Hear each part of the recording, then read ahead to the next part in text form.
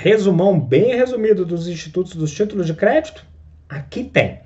E logo depois a vinhetinha. Mas antes de chegar lá, por favor, não deixe de se inscrever no canal e dar sua curtidinha, porque tem várias outras explicações, seja de direito empresarial, seja de outras áreas, aqui no canal Mais Direito. Então, vamos lá entender quais são esses institutos do direito cambial? Vamos?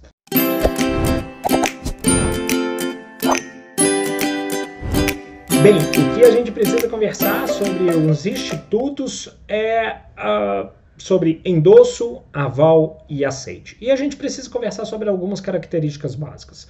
Mas, primeiro, entender o que são esses institutos e por que são institutos do direito cambial.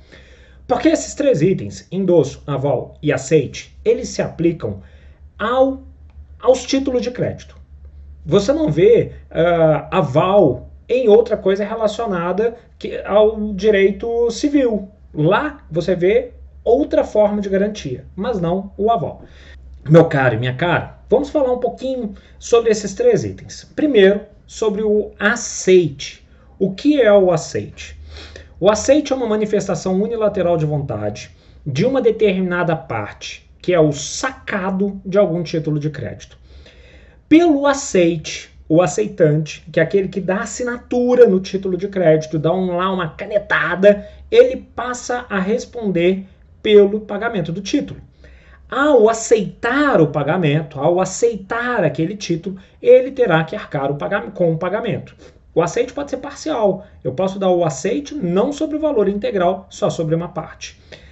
O aceite está relacionado de forma geral a um título de crédito que corresponde a uma ordem de pagamento, onde há três partes. Uma que é o emitente, que ele vai dar a ordem. Ô fulano, você que está aí, pague para o ciclano, para esse que está te apresentando o título, o valor de tanto. E aí nós já vimos que existem duas partes adicionais. O primeiro, que é aquele que recebe a ordem, né? O segundo, na verdade, é aquele que recebe a ordem e que vai efetuar o pagamento. É esse que é o aceitante. E quem apresenta o título, quem recebe o título assinado e apresenta para o último, dar o aceite e pagar, é o beneficiário. Então, o aceitante é aquele que vai assumir o compromisso de pagar o título de crédito. Mas, Franco, por que isso acontece? O aceite ele é obrigatório porque, primeiro, o título de crédito foi emitido por uma terceira pessoa e esse aceitante nem sequer sabia da existência desse título. Ele dá o aceite porque provavelmente ele tem alguma relação com aquela pessoa que emitiu o título. Seja porque eles fazem os mesmos trabalhos e aí um vai sempre fazer isso para o outro, que não é muito comum, não nos dias atuais. Seja porque ele está devendo aquele primeiro, aquele que emitiu o título. Então seria mais ou menos o seguinte, eu devo para o fulano. O fulano virou para mim e falou, olha, ô Franco, você não vai pagar para mim, tá? Você vai pagar para outra pessoa. Quando eu te avisar, aí ele vai apresentar um documentozinho, papelzinho e você paga para ele, por favor. É isso que acontece. O cheque é uma ordem de pagamento, mas ele tem uma peculiaridade. O cheque não admite aceite. Porque você se recorda que eu falei que o aceitante ele se torna o devedor principal? O banco ele nunca é o devedor principal. Nunca mesmo, né? O banco, ele simplesmente, através do recebimento do cheque, ele vai pagar aquele que apresenta o cheque com o dinheiro do que emitiu, não com o próprio dinheiro. Por isso, o cheque não tem aceite. Mas outros títulos de crédito, que se apresentam como ordem de pagamento, ele tem o aceite. Beleza?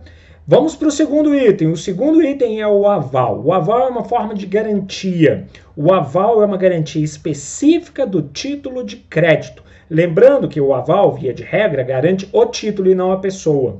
O aval ele estaria mais ou menos na mesma posição da fiança. Porém, a fiança se refere a obrigações do direito civil, como contrato de locação, que talvez você ou a outra pessoa já tenha assinado, já tenha pedido a outra pessoa, o pai, a mãe, o tio, o primo, para poder assinar como fiador. Aval ele é uma obrigação, se contrai ali a garantia de pagar o valor do título através de uma simples assinatura que é dada no anverso. Anverso, gente, é a frente. Então, anverso, verso. No anverso, a simples assinatura já significa o aval. Se for no verso, vai ser necessário, por garantia, aval, garantindo, e aí a assinatura ali, para que aquele documento passe a ter valor efetivamente como garantia. Aval, então, ele está garantindo necessariamente o título, enquanto que a fiança garante a pessoa. O último dos institutos que a gente precisa ver hoje é o Instituto do Endosso. O endosso é um instituto extremamente importante e ele se refere à transferência típica dos títulos de crédito.